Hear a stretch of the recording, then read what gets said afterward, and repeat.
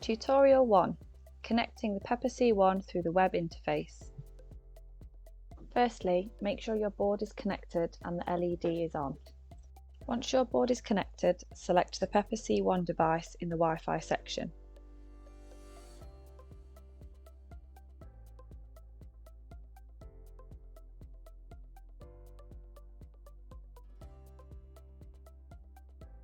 The username and password are both admin, all lowercase. Change Wi-Fi mode to client. Change the SSID to your Wi-Fi network, then the password will be your Wi-Fi network password. Click Address Type and select Auto DHCP Client. For web interface authorization, username and password should both be admin. Then press Save and restart.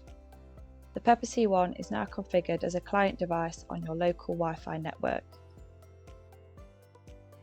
If you need to find your IP address, you need to open Advanced IP Scanner. Select Scan. Wait for the IP address to pop up.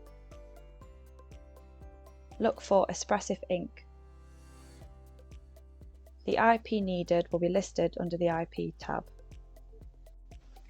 Once you have your IP address, insert that into your web browser. The username and password are both admin, all lowercase. We will look further into the RFID section in the next video. Next time we will go through the web interface and change some of the RFID settings.